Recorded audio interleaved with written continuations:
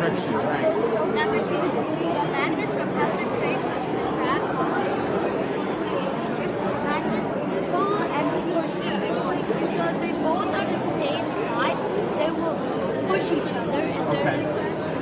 there's the opposite side, they will try to trap each other. The train is guided by the guideway, which has magnets that create a magnetic field. Friction. Because there's no friction on the wheels on the rails, magnetic field travel faster and smoother than traditional. So it's not. So it's like costly to buy like millions of dollars, and they're making it in America, but also in Japan. But it takes years to make because there's also like landscape depth costs. So it's not just the train itself; it's the infrastructure of the land and everything. Yeah, Okay. it has to be like it has. You need to think about the land before you're gonna buy it. Compared to conventional railways, maglev trains have higher top speeds, super acceleration, lower maintenance costs, improved granite handling, and lower noise.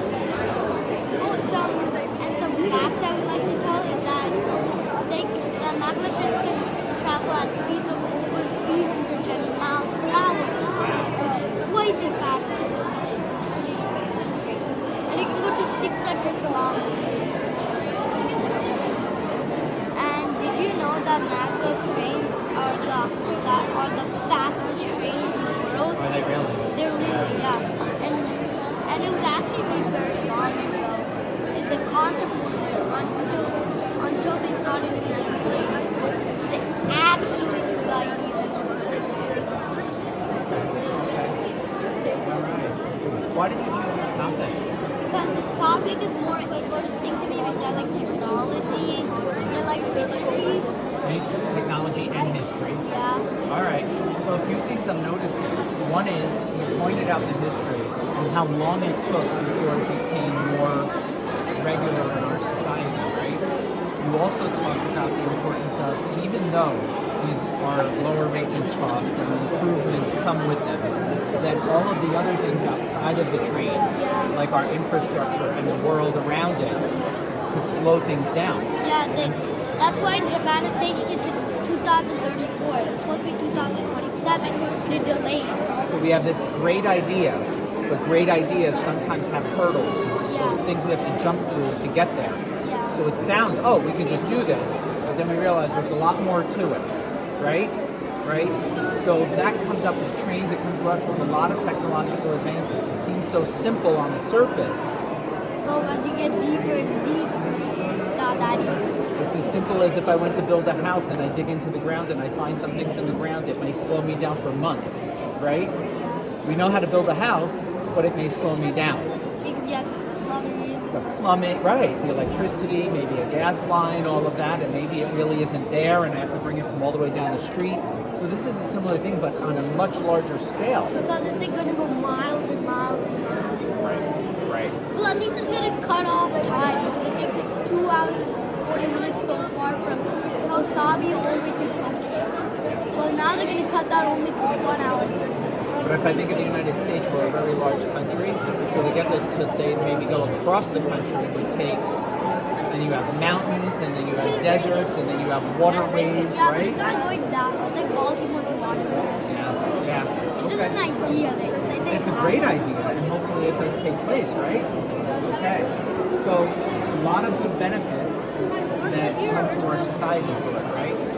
So it's important you brought up the history, you brought up the science. It sounds like there'll be some math involved in this, but what's also important is your role and you're looking at this, you have to do research.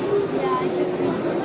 You had to communicate both in writing and speaking. And great scientists, they can do all the research, but if they don't share it with anyone and communicate it, it goes nowhere, right?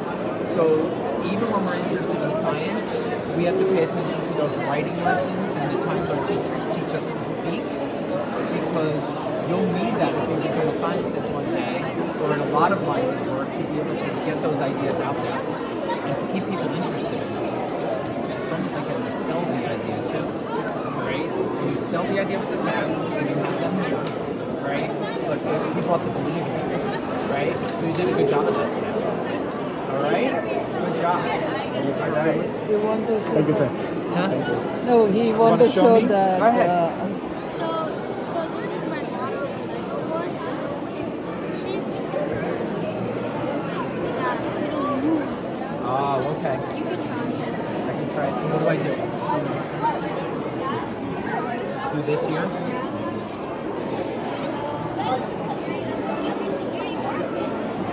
Yeah, I felt their existence, yes. Do you know where there are any of these around locally? Have you, in your research, did you find if there's any maglev smaller scale trains in the area? There's a question in my mind, and I don't know. The question in my mind is like Disney World always had that Oh, yeah, the monorail. monorail, yeah. Is that a maglev? It technically it is, but it's like, but it doesn't have like electronic tickets. Technically, I first had that one after I wanted it. Yeah, I don't know. I don't know the answer. So But that's it's what I wonder. really different design. Okay. It's like more like square. Probably an older design. Yeah, it was old. Okay. Good job. Good job. You should be proud of yourself. Maybe when you're my age, these will be more popular. Right? Thank you so much. Absolutely. Good job. Thank you, sir. Thank you, sir. Absolutely.